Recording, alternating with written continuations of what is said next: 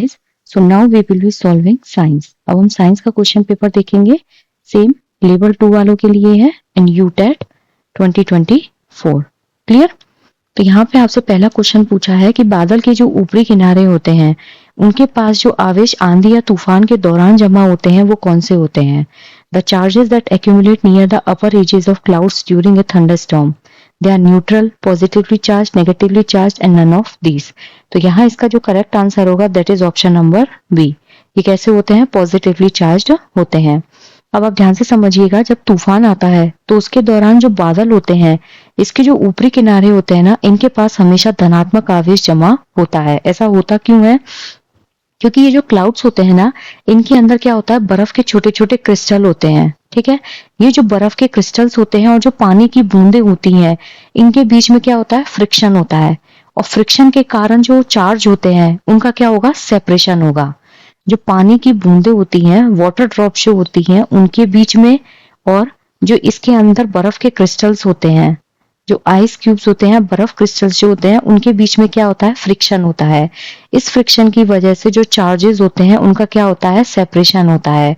जो positive charge होता है यहाँ पे कैसा होता है, ये हल्का होता है. तो ये हल्का होने के कारण ऊपर की तरफ बढ़ेगा. ठीक है, जबकि जो नेगेटिव चार्ज होता है वो हैवी होता है. ये हैवी होने के कारण नीचे की तरफ जमा हो जाता है. वापस देख लीजिए, जो क्लाउड होता है उसके अंदर क्या होता है, बर्फ के क्रिस्टल्स होते हैं और वाटर ड्रॉपलेट्स होती है. अब इनके बीच में क्या होगा, फ्रिक्शन होगा. फ्रिक्शन की वजह से जो चार्जेस होते हैं वो सेपरेट हो जाते हैं. सेपरेशन की वजह से जो पॉजिटिव चार्ज है वो लाइट वेट होता है, जो ऊपर की तरफ जाता है, और जो नेगेटिव चार्ज है वो हैवी होता है, जिसकी वजह से वो निचले भाग में जमा हो जाता है. तो यहाँ पर क्या होगा, धनात्मक आवेशित. नेक्स्ट है भूकंप जो है उसका अभिकेंद्र स्थित होता है. पहली बात तो आपको ये पता होना चाहिए, जो अर्थक्वेक होता है इसमें 2 पॉइंट होते हैं. एक होता है फोकस और एक होता है एपिसेंटर. हमसे क्या पूछा है, एपिसेंटर. एपिसेंटर हमेशा क्या होता है, अर्थ की सरफेस पर होता है. कहाँ होगा, अर्थ की सरफेस पर. जबकि जो फोकस होता है वो कहाँ होता है, जो कोर होता है अर्थ का, यानी कि धरती के अंदर की तरफ. यहाँ अगर एपिसेंटर है तो फोकस जो होता है उसके जस्ट सीधे नीचे की तरफ होगा, या फिर ऐसे कह लीजिए जो फोकस होता है उसके जस्ट पैरेलल क्या होता है, आपका एपिसेंटर. फोकस जो होता है ना, उसमें क्या होता है, वो मेन सेंटर होता है. जो फोकस होता है वो क्या होता है, मेन सेंटर होता है. जो पृथ्वी की जो आंतरिक परत होती है, यानी कि जो इंटरनल लेयर्स होती है, वहां पर ये अर्थक्वेक जो है वो सबसे पहले आता है. यानी कि वास्तव में रियलिटी में जो अर्थक्वेक वेव्स आती है वो सबसे पहले फोकस पर आती हैं. फोकस से वो कहाँ पहुंचती हैं, एपी सेंटर पर. ठीक है, एपी सेंटर वो पॉइंट है जहां पे फोकस से होते हुए वो जो वेव्स होती है वो सबसे पहले धरती पे महसूस होती हैं. ठीक है, तो यहाँ पे जो वेव्स होती है वो प्राइमरी वेव्स होती है, सेकेंडरी वेव्स होती है और एल वेव्स होती हैं. इन दोनों वेव्स जो होती है उनसे नुकसान कम होता है, लेकिन एल वेव्स जो होती है, जिन्हें हम लव वेव्स बोलते हैं, इससे नुकसान ज्यादा होता है. जो भूकंप होता है उसको हमेशा रिएक्टर स्केल जो है उस पर मापा जाता है, और इसको मापने के लिए क्या होता है, सेस्मोग्राफ. ठीक है, तो यहाँ पे क्या होगा, इसका जो करेक्ट आंसर है दैट इज ऑप्शन नंबर 3. जो पृथ्वी की सतह होता है उस पर एपिसेंटर प्रेजेंट होता है. नेक्स्ट है रॉकेट जो है वो किसके संरक्षण के सिद्धांत पर काम करता है. जो रॉकेट होता है that works on the principle of conservation of, that is संवेग, यानी कि मोमेंटम जो होता है उसके संवेग पर ये काम करता है. जो संवेग होता है वो क्रिया संरक्षण नियम जो हम पढ़ते हैं, ठीक है, न्यूटन जो थर्ड लॉ होता है जिसे हम बोलते हैं क्रिया प्रतिक्रिया नियम, सॉरी संरक्षण नहीं है, क्रिया प्रतिक्रिया नियम, उस नियम पे ये रॉकेट संरक्षण जो है वो बेस्ड होता है. और ये जो क्रिया प्रतिक्रिया नियम होता है ये किससे संबंधित होता है, संवेग के संरक्षण से, यानी कि मोमेंटम से रिलेटेड होता है. मान लीजिए ये आपका रॉकेट है. ठीक है, तो ये जो रॉकेट होता है ये क्या करता है, इसके अंदर फ्यूल होगा, इस फ्यूल को ये जलाएगा, और जब ये फ्यूल जलेगा तो गैस जो होती है उनको ये क्या करता है, पीछे की तरफ धक्का देता है, और बहुत हाई जो मोशन होता है या हाई फोर्स जो है उससे ये क्या करता है, उसको बाहर की तरफ निकालता है. और जैसे ही गैसेस बाहर की तरफ निकलती हैं तो रॉकेट के ऊपर एक अपोजिट फोर्स लगता है जिससे रॉकेट आगे जाता है, और इसी को ही हम बोलते हैं क्रिया प्रतिक्रिया बल. ठीक है, एक्शन रिएक्शन लॉ. ये क्या होता है, संवेग संरक्षण के सिद्धांत पर आधारित एक नियम है. क्लियर? यहाँ पे जो रॉकेट होता है और जो गैसेस बाहर निकलती हैं उनका जो संवेग होता है वो कैसा रहता है, संरक्षित रहता है, संवेग में कोई भी चेंज नहीं होता। इसीलिए बोलते हैं कि संवेग संरक्षण जो होता है वो क्रिया प्रतिक्रिया पे बेस्ड होता है। वापस देख लीजिए, जो रॉकेट होता है, रॉकेट के अंदर क्या होगा, आपकी जो गैसेस भरी होती हैं वो गैसेस पीछे की तरफ से बहुत हाई फोर्स के साथ निकलती हैं, जो रॉकेट को आगे की तरफ धक्का लगाकर ऊपर की तरफ जाने के लिए फोर्स करती हैं। तो यहाँ पे क्या होता है, रॉकेट और गैसेस का जो संवेग है वो संरक्षित रहता है, इसीलिए इसको बोला जाता है कि संवेग संरक्षण के सिद्धांत पर रॉकेट काम करता है। नेक्स्ट है, चमकता हुआ बल्ब गर्म हो जाता है। एक glowing bulb becomes warm due to magnetic effect, chemical effect, heating effect, physical effect. जो हीटिंग इफेक्ट होता है करंट का, उसकी वजह से जो ग्लोइंग बल्ब है वो गर्म हो जाता है। ठीक है, जो बल्ब होता है उसके अंदर क्या होती है, फिलामेंट होती है, और ये जो फिलामेंट होती है वो किसकी बनती है, टंगस्टन की बनती है। अब इस फिलामेंट से होकर जो धारा है वो प्रवाहित होगी। ठीक है, जैसे ही फिलामेंट में से धारा जाती है तो फिलामेंट का जो रेजिस्टेंस होता है ना, फिलामेंट का जो प्रतिरोध होता है वो क्या करता है, धारा के प्रवाह में बाधा डालता है। ये जो टंगस्टन है इसका फिलामेंट बना होता है, इस फिलामेंट का जो रेजिस्टेंस होगा वो धारा के प्रवाह में क्या करेगा, बाधा डालता है, और बाधा डालने की वजह से जो ऊर्जा होती है वो किस में कन्वर्ट हो जाती है, हीट में। ठीक है, और ये ऊर्जा जब हीट में गर्म होती है तो वो क्या करती है, बल्ब को जलाने में मदद करती है और लाइट वहां पर जल जाती है। क्लियर। तो जो ग्लोइंग बल्ब होता है वो हीटिंग इफेक्ट ऑफ करंट का एक एग्जांपल होता है। वापस सुन लीजिए, जो बल्ब होता है उसके अंदर फिलामेंट होती है जो टंगस्टन की बनती है। इस फिलामेंट का जो प्रतिरोध होता है वो धारा के बीच में क्या करता है, बाधा बनता है, यानी कि बाधा डालता है, जिससे जो एनर्जी होती है वो हीट में कन्वर्ट हो जाती है, और इसी को ही बोला जाता है heating effect of current. Clear. अगर केमिकल इफेक्ट ऑफ करंट की बात करें तो उसमें गैल्वेनाइजेशन प्रोसेस आती है। ठीक है, जो लोहा होता है उसके ऊपर हम जिंक की जो परत चढ़ाते हैं जिससे कि उसका ऑक्सीडाइजेशन ना हो। और जो मैग्नेटिक इफेक्ट ऑफ करंट होता है इसमें हम क्या करते हैं, जो आपकी बेल होती है उन सबके एग्जाम्पल्स को देखा जाता है। तो यहाँ पे ऑप्शन नंबर सी जो है वो बिल्कुल करेक्ट होगा।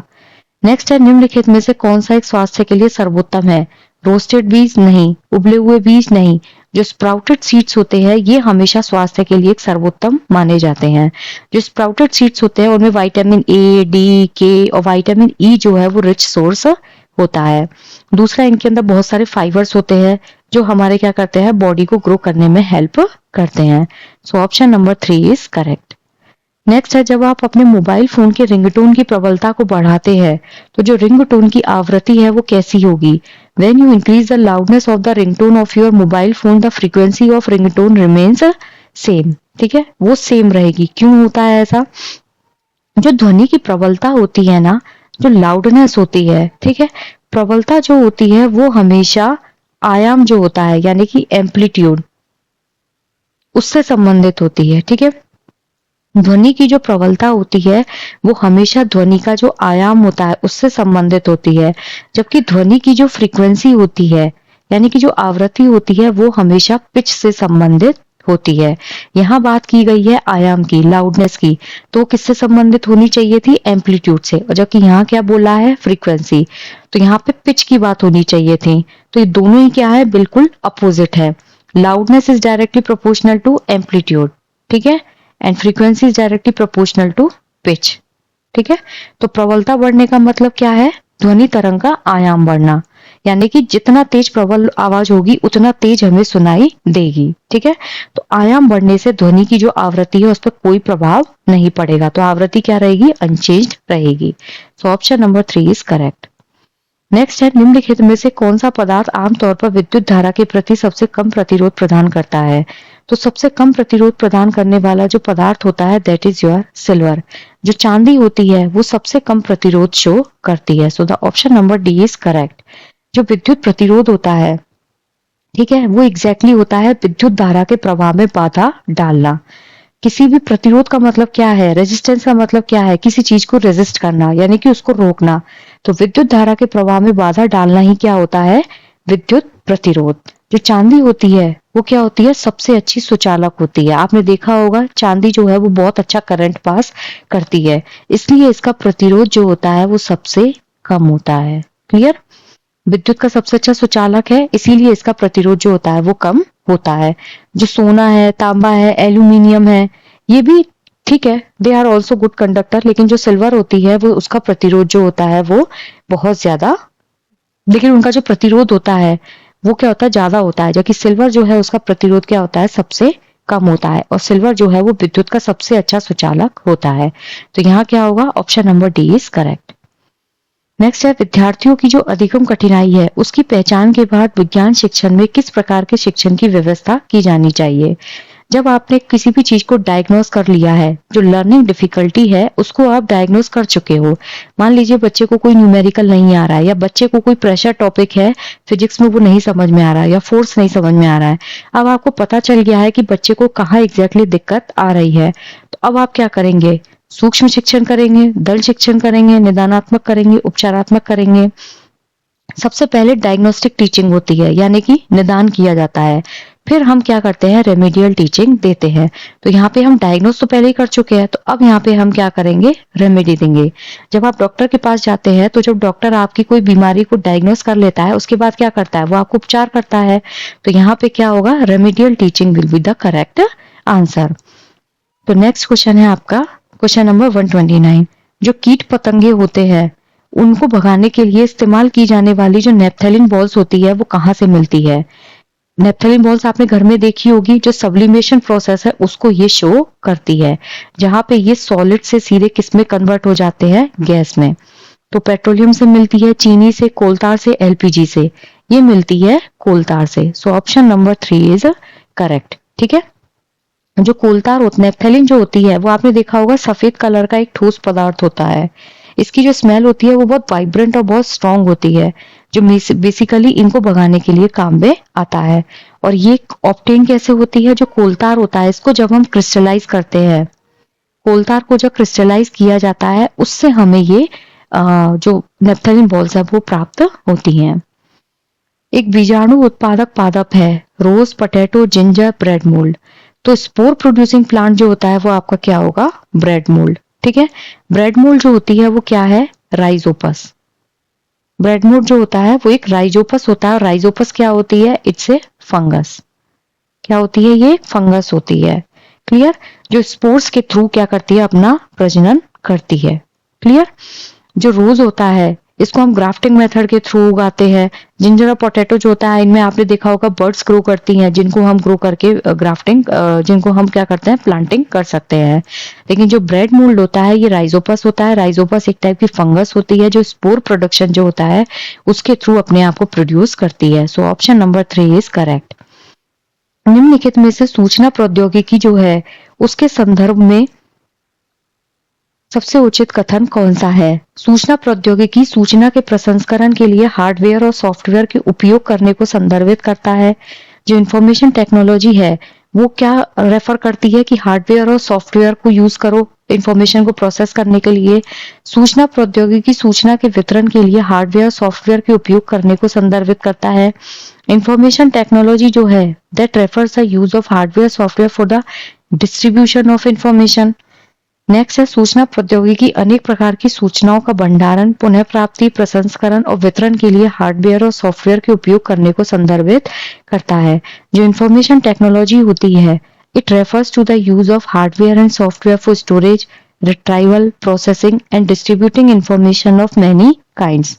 तो यहाँ इसका जो करेक्ट आंसर होगा that is option number C. ठीक है, यहाँ पर इसका जो करेक्ट आंसर होगा वो क्या है, ऑप्शन नंबर सी।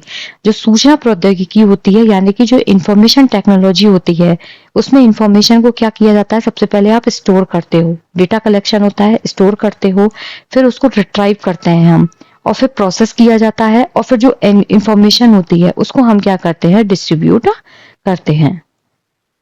नेक्स्ट है, निम्नलिखित में से किसमें जल धारण क्षमता जो है वो सबसे ज्यादा होती है। चिकनी मिट्टी, रेतीली मिट्टी, दोमट मिट्टी और सभी की जो क्षमता है वो समान है। तो वाटर एब्जॉर्प्शन कैपेसिटी जो होती है यानी कि वाटर होल्डिंग कैपेसिटी जो होती है वो चिकनी मिट्टी की सबसे ज्यादा होती है, और इसे इंग्लिश में क्या बोलते हैं, क्ले सॉइल। क्यों, क्योंकि जो क्ले सॉइल होती है इसके जो पार्टिकल्स होते हैं ना वो बहुत छोटे होते हैं, बहुत ज्यादा स्मॉल पार्टिकल्स होते हैं, जिससे क्या होता है इनके बीच का जो गैप होता है वो बहुत कम होता है। और जब गैप कम होगा तो ये पानी को क्या करती है, बहुत टाइम तक होल्ड करके रख सकती है। जबकि जो सैंडी सॉइल होती है इसके पार्टिकल्स कैसे होते हैं, बड़े होते हैं। इसके जो कण होते हैं वो कैसे होते हैं, इसके कण बड़े होते हैं। पानी जो है इसमें आसानी से निकल जाता है। और जो दोमट मिट्टी होती है, लूमी सॉइल, इसमें क्या होता है, जो आपने देखा होगा चिकनी मिट्टी जो होती है उसका, और ये एक बहुत अजीब सी सॉइल होती है ये, जिसकी वाटर होल्डिंग कैपेसिटी जो होती है वो सैंडी सॉइल से तो ज्यादा होती है लेकिन क्ले सॉइल से कम होती है। क्लियर? तो यहाँ पे ऑप्शन नंबर ए जो है वो बिल्कुल करेक्ट है। नेक्स्ट है लोहे में जंग लगना क्या है? रस्टिंग ऑफ आयरन जो है वो भौतिक परिवर्तन है, केमिकल चेंज है, दोनों है, या इनमें से कोई नहीं? तो ऑब्वियसली ये कैसा होता है, रासायनिक परिवर्तन होता है। फिजिकल चेंज जो होते हैं ना, इसमें केवल स्टेज बदलती है, सॉलिड से गैस, गैस से सॉलिड, ये सब होता रहता है। इसमें कोई नया प्रोडक्ट जो है वो बन के तैयार नहीं होता। और जो फिजिकल चेंज होता है वो हमेशा रिवर्सिबल होता है, आप इसको वापस से कर सकते हो। लेकिन जो केमिकल चेंज होता है ये हमेशा इरिवर्सिबल होते हैं। अब मान लीजिए लोहे पर जंग लग गई तो आप उसको वापस से लोहा कैसे बनाएंगे? दूध से दही बना तो आप उसको वापस से दूध कैसे बनाएंगे? पॉसिबल नहीं है। तो जो रासायनिक परिवर्तन होते हैं ना, इनमें स्टेज तो चेंज होती है लेकिन इसमें एक नया पदार्थ बनता है, और ये हमेशा कैसे होते हैं, इरिवर्सिबल चेंज होते हैं। तो लोहे में जंग लगना हमेशा एक रासायनिक परिवर्तन होता है। जंग लगने के लिए आयरन के साथ ऑक्सीजन और वाटर जो है वो जरूरी होता है, और इसमें जो एक नया पदार्थ बनता है उसे हम बोलते हैं फेरिक ऑक्साइड। ये जो है वो जंग का फॉर्मूला होता है। तो यहाँ क्या होगा, ऑप्शन नंबर बी। नेक्स्ट है कांसा जो है वो एक मिश्र धातु है। कांसा जो होता है वो तांबा और टिन से मिलकर बना हुआ होता है। तो यहाँ पे क्या होगा, तांबा और टिन, कॉपर एंड टिन।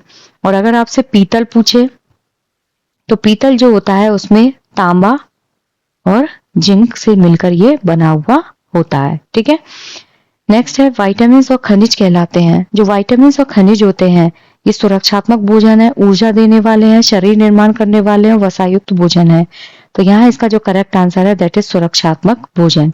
ये प्रोटेक्टिव फूड होते हैं। शरीर निर्माण करने वाला भोजन जो होता है वो प्रोटीन होता है, जिसे हम building blocks of the body बोलते हैं। ऊर्जा देने वाले जो होते हैं वो कार्बोहाइड्रेट होता है, ठीक है, आपका प्रोटीन्स होते हैं और एक फैट होता है। जो कार्बोहाइड्रेट होता है वो 4.1 किलो कैलोरी ऊर्जा देता है, प्रोटीन जो है वो 4.2 किलो कैलोरी ऊर्जा देता है, और फैट जो है वो 9.1 किलो कैलोरी ऊर्जा देते हैं। और जो वसा युक्त भोजन होता है उसका मेन काम होता है हमारे ऊपर जो फैट है उसकी एक लेयर चढ़ाना हमारी बॉडी पर, जिससे कई बार क्या होता है एज ए इंसुलेटर वो काम करता है। कई बार सर्दी होती है बहुत, तो बोलते हैं कि हम जब सर्दियों में देखना आप हमेशा पराठे वगैरह ज्यादा खाते हैं, क्यों? क्योंकि उससे क्या होता है ठंड जो है वो कम लगती है। विटामिन और खनिज जो है इनको सुरक्षात्मक भोजन कहा जाता है। सुरक्षात्मक भोजन क्यों कहते हैं? क्योंकि ये क्या करते हैं, हमें अलग अलग टाइप की जो बीमारियां होती हैं उनसे बचाने में ये हेल्प करते हैं। हमारा जो एंटीबॉडी सिस्टम होता है, इम्यून सिस्टम जो होता है उसको स्ट्रॉन्ग करके ये रखते हैं। और अगर बॉडी में कोई भी इंफेक्शन हो तो उस इन्फेक्शन से हमारी बॉडी को बचाने में भी ये मदद करते हैं। सो option number A is correct. एक आदमी दर्पण के सामने खड़ा होता है और देखता है कि उसका प्रतिबिंब उससे बड़ा है, तो यह दर्पण है। तो यह दर्पण कौन सा होगा? आपका अवतल दर्पण। दर्पण जो होते हैं वो दो होते हैं, एक होता है आपका समतल दर्पण और एक होता है आपका गोलीय दर्पण। ठीक है। जो गोलीय दर्पण होते हैं वो दो होते हैं, एक होता है आपका उत्तल दर्पण और एक होता है आपका अवतल दर्पण। ठीक है। तो जो समतल दर्पण होता है उसमें सेम इमेज दिखती है, इसमें लेटरल इन्वर्जन होता है। आपने देखा होगा एम्बुलेंस जो लिखा रहता है वो उल्टा लिखा रहता है लेकिन शीशे में हमको सीधा दिखाई देता है, इसी को ही हम लेटरल इन्वर्जन बोलते हैं। जो समतल दर्पण होता है इसमें अगर आपको इमेज देखनी है तो जहां पे ऑब्जेक्ट होता है प्रतिबिंब भी उतनी दूरी पर बनेगा, और कोई भी ऑब्जेक्ट की प्रॉपर इमेज देखने के लिए जो हाइट होती है वो उसका जस्ट हाफ होना चाहिए। गोलीय दर्पण जो होते हैं वो उत्तल और अवतल होते हैं। ठीक है। जो उत्तल दर्पण अवतल दर्पण होता है उसमें क्या होता है, जो प्रतिबिंब है वो बड़ा दिखाई देता है। जो अवतल दर्पण की प्रॉपर्टी होती है ना वही सेम उत्तल लेंस की प्रॉपर्टी होती है। कैसी होती है? उत्तल लेंस की। और जो उत्तल दर्पण होता है वही प्रॉपर्टी किसकी होती है? अवतल लेंस की। ठीक है, जो उत्तल लेंस होता है वो कहाँ पे काम आता है, जो गाड़ी होती है उनके जो आपके साइड मिरर्स होते हैं उनमें उत्तल दर्पण को यूज किया जाता है। इसमें इमेज हमेशा छोटी दिखती है। जब इमेज छोटी दिखेगी तो वो बहुत दूर तक का एरिया हमको कवर करके दिखता है। साइड मिरर में देखिए हमको बहुत दूर तक का दिखता है और इमेज बहुत छोटी दिखती है। और जो अवतल दर्पण होते हैं उनमें क्या होता है, इमेज बड़ी दिखती है। तो यहाँ क्या होगा, ऑप्शन नंबर 2 इज करेक्ट। विज्ञान प्रदर्शन के आयोजन का मुख्य उद्देश्य होता है शिक्षार्थियों को प्रायोगिक कौशल के आधार पर ग्रेड देना नहीं, इसमें कोई ग्रेड नहीं दी जाती है। दूसरों के साथ प्रतिस्पर्धा करने के लिए जहां भी आपको ये सब कीवर्ड्स दिखें कि बच्चों के अंदर कंपटीशन की भावना डालना, बच्चों को आपस में मतलब कंपेयर करना, ये सब नेगेटिव होते हैं। अपने सृजनात्मक कौशल का प्रदर्शन करने के लिए शिक्षार्थियों को अवसर उपलब्ध कराना बिल्कुल सही है। जो साइंस एग्जीबिशन है उसका मेन पर्पस होता है कि बच्चों को आप उनकी जो क्रिएटिव आइडियाज हैं उनको शोकेस करने के लिए अपॉर्चुनिटीज प्रदान कीजिए। बच्चे को इतना एक्सपोजर दीजिए कि वो अपनी क्रिएटिविटी को बाहर ला पाए। तो यहाँ पे ऑप्शन नंबर सी जो है वो बिल्कुल करेक्ट होगा। नवाचार विज्ञान के अध्ययन में कौन सी व्यक्तिगत योग्यताएं विकसित हो सकती हैं? What personal abilities can be developed by studying innovative science? या फिर साइंस में जो इनोवेशन होता है उसको पढ़ के हम बच्चे के अंदर कौन सी योग्यताएं जो हैं उनको विकसित कर सकते हैं? नई सोच विकसित करना, सामाजिक विज्ञान का अध्ययन, एक ही विज्ञान विषय का अध्ययन, वैज्ञानिक खोजों के अध्ययन की। तो यहाँ पे इसका जो करेक्ट आंसर है that is option number A. जब भी हम जो व्यक्तिगत योग्यता विकसित करते हैं, कैसे? नवाचार विज्ञान साइंस में जो जो हम रिनोवेशन डालते हैं तो उससे क्या होता है, नई सोच विकसित होती है। मान लीजिए पहले जो साइंस थी वो अलग थी, धीरे धीरे पंखा विकसित हुआ, धीरे धीरे लाइट विकसित हुई, तो वैसे ही आपकी जो सोच होती है वैसे वैसे डेवलप होती जाती है। हम नए तरीके से चीजों को सोचने लग जाते हैं, हमारे दिमाग में क्रिएटिविटी चलने लग जाएगी। तो यहाँ पर क्या है, ऑप्शन नंबर ए बिल्कुल करेक्ट होगा। नए नए आइडियाज हमें आते हैं। पहले प्रेस नॉर्मल आती थी, फिर पहले कोयले वाली प्रेस आती थी, फिर वायर वाली आने लगी, अब स्टीम आयरन आती है। तो नए नए आइडियाज आएंगे, वैसे वैसे डेवलपमेंट होगा। निम्नलिखित में से कौन सा एक हमारे शरीर के लिए सबसे ज्यादा महत्वपूर्ण तथा आवश्यक खनिज होता है? तो यहाँ पे इसका जो करेक्ट आंसर है वो है पोटेशियम, सोडियम, कैल्शियम, मैग्नीशियम। तो यहाँ इसका करेक्ट आंसर होगा कैल्शियम। जो होता है वो हमारी बॉडी के लिए एक महत्वपूर्ण मिनरल होता है। कैल्शियम क्या करता है, हमारी बॉडी को स्ट्रॉन्ग करता है, हमारे दांतों के लिए जरूरी होता है। तो ये 99% जो है वो हड्डी और दांतों में पाया जाता है, जिसका मेन काम होता है मजबूती जो है उसको प्रदान करना। ठीक है, कैल्शियम जो होता है वो हमारे मसल कॉन्ट्रैक्शन में भी हेल्प करता है। हम पढ़ते हैं सोडियम पोटेशियम पंप, तो जो हमारा नर्वस सिस्टम है, रक्त का थक्का, इन सब में कैल्शियम का एक इंपॉर्टेंट रोल होता है। So option number C is correct. वायुमंडल में ओजोन लेयर किस परत में स्थित होती है? क्षोभ मंडल, आयन मंडल, मध्य मंडल, सप्ताह मंडल। जो ओजोन परत होती है वो वायुमंडल की जो स्ट्रेटोस्फीयर होती है यानी कि जो समताप मंडल है उसमें प्रेजेंट होती है। ठीक है, सबसे पहली परत होती है क्षोभ मंडल। जितने भी आपके एनवायरमेंटल चेंज होते हैं यानी कि आंधी, तूफान, बरसात, वो सब क्षोभ मंडल में होते हैं। जो समताप मंडल होता है वो दूसरी परत होती है जो पृथ्वी की सरफेस से 10 से 50 किलोमीटर तक फैली होती है। इसमें ओजोन जो है O3 वो बहुत ज्यादा प्रेजेंट होता है और ये क्या करता है, सूर्य से आने वाली जो यूवी रेज है उनको प्रोटेक्ट करता है, मतलब उनको धरती पर डायरेक्ट नहीं आने देता। क्लियर? थर्ड होती है आपकी मध्य मंडल और फोर्थ होती है आपकी आयन मंडल। नेक्स्ट है, जब हम दरवाजों के कब्जों में तेल लगाते हैं तब उस स्थिति में जो घर्षण बल है, जब आप कब्जे जो होते हैं, जो हिंज होते हैं दरवाजे के, उसमें अगर ऑयल डालते हैं तो फ्रिक्शन क्या होगा, घट जाएगा, फ्रिक्शन डिक्रीज हो जाएगा।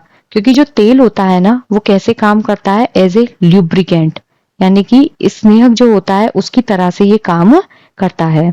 तो जब भी आप कब्जों में तेल लगाएंगे तो एक पतली सी क्या करता है, ये एक लेयर बना देता है। ठीक है, तो जो दो सरफेस होती है उनको वो डायरेक्ट एक दूसरे के कांटेक्ट में नहीं आने देता है। क्लियर?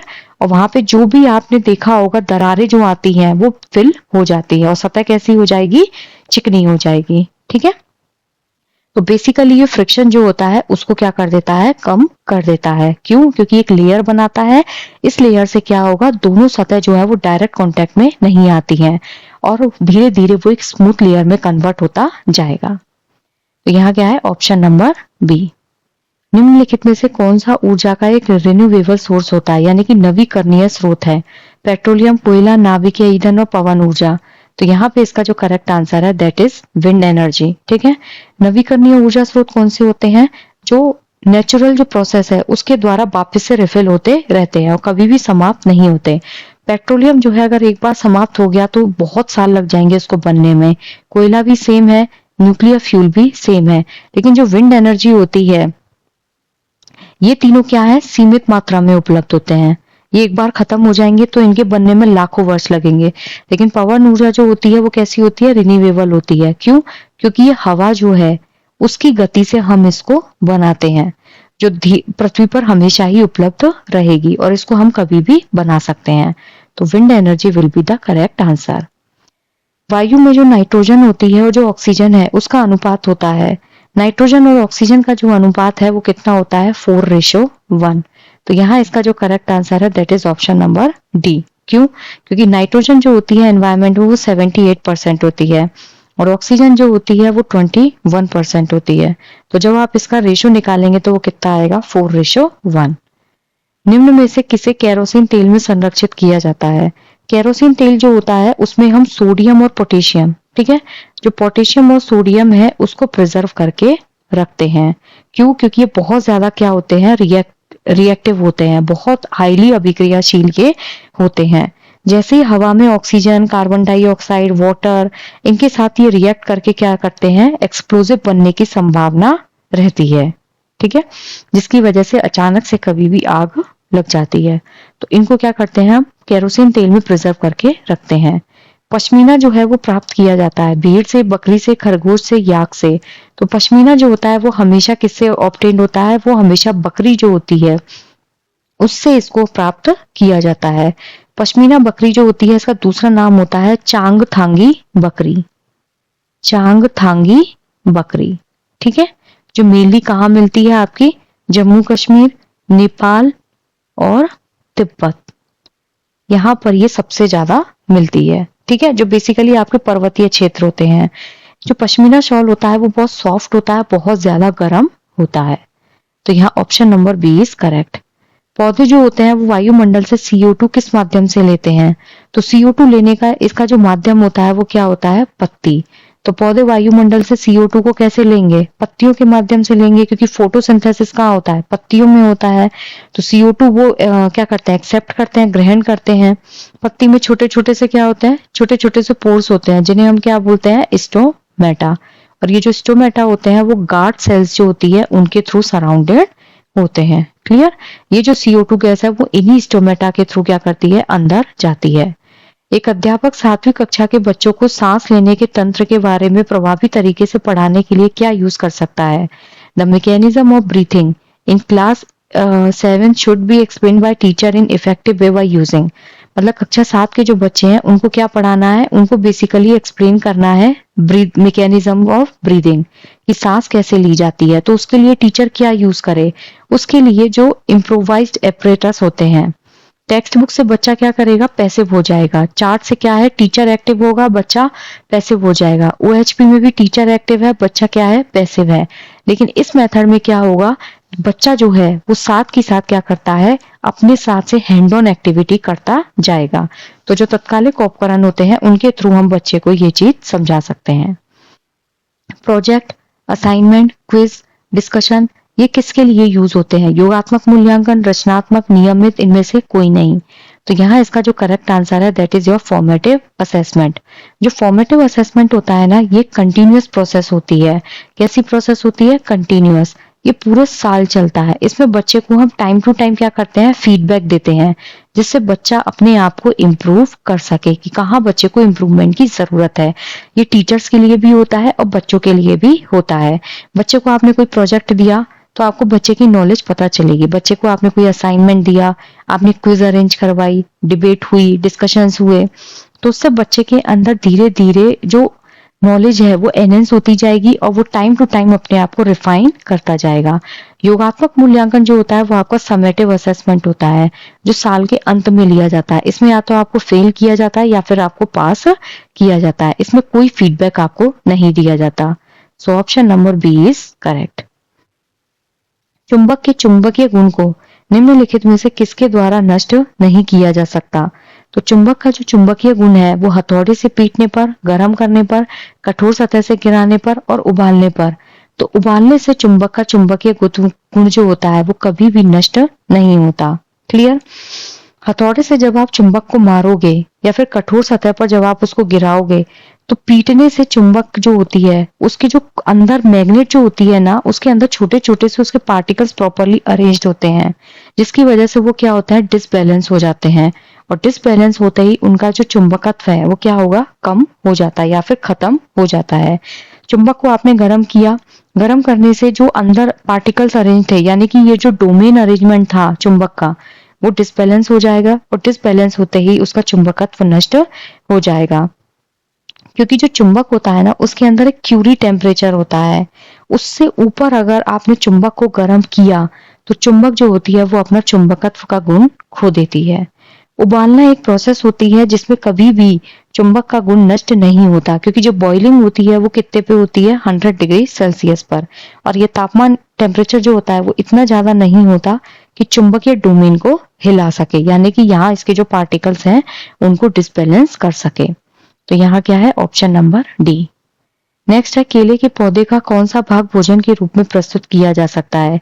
केले का फल भी खाया जाता है, केले का जो तना होता है उसको भी खाया जाता है, और केले का जो फूल होता है उसको भी यूज में की लिया जाता है। तो फल, तना, फूल, ये तीनों ही केले के पार्ट्स को यूज में किया जाता है। ठीक है, आपने कच्चे फल की सब्जी भी देखी होगी, पके फल की सब्जी भी देखी होगी। तना जो होता है उसको भी हम सब्जी के रूप में खाते हैं, फूल भी खाया जाता है। ठीक है, बस जड़ और पत्ती जो होती है इसकी यूज में नहीं आती है।